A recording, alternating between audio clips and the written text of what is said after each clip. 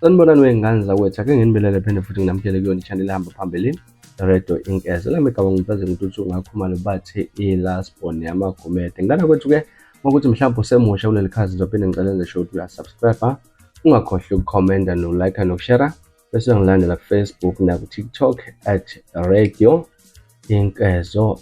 Ngane zakwethu, usaziwe udumo kwi-Real Housewives of Durban Road noNkanyiso Lachonco owakwaChonco sola ingcindezi eyabezindaba osopolitiki nomndeni wakaZuma njengesizathu sokuqabuka kwegoda phakathi kwakhe nowayengumongameli wezwe uMnumzane Jacob Zuma. Ekhuluma ku-YouTube channel yakhe iTimeline with Lachonco, uthe emuva ukuzala kwendodana yabo uSakhamuzi ngo-April 12 ngonyaka 2018 kwaba nezinguquko ebudlelwaneni babo. Uyayibona ingcindezi yezwe, uyayibona ingcindezi yezwe futhi uyayibona ingcindezi yezepolitiki neyomndeni, uyayibona ingcindezi kuyo ukuthi ubhekene nokuningi ngoba-ke wezwe ngandlebe enye ukuthi wabhekana nobunzima, akaze asho lutho kuyena.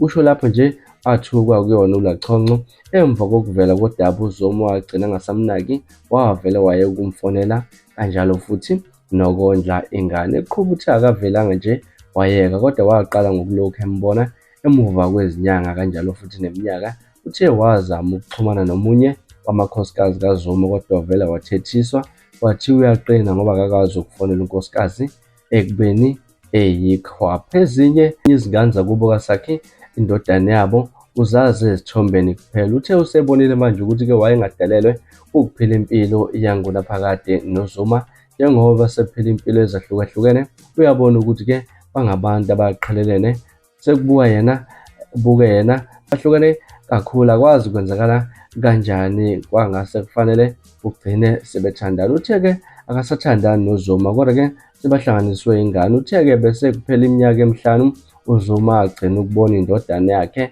eqhuba uthi akasamthandi uZuma kodwa-ke ufuna ingane ibe nobudlelwane naye. Ubudlelwane-ke bezothanda noma inhliso yokuba sothandene noZuma uchaza ukuthi yacisha kudala kabi, ngakho-ke uyamhlonipha ngoba wakwamkhombisa uthando langempela.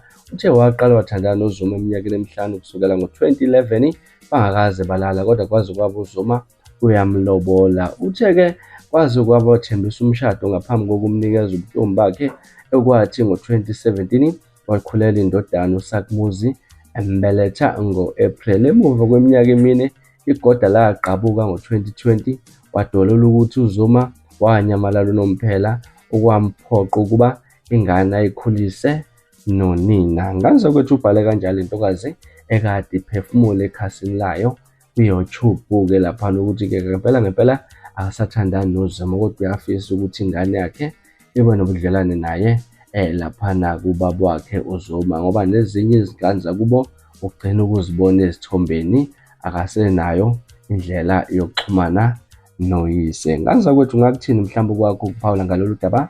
Ake sivele hlana ku-comment section ke ngizwe lwakho uvo ngalolu daba. Mina ke lasibona ingane zakwethu sengiphuma njena kodwa ngiyathembisa uyabuya futhi nezinye ezilandelayo kwividiyo elandelayo. Kwakho ukusubscribe niziphathe kahle nimbe nosuku lomnandi, ngithanda kakhulu.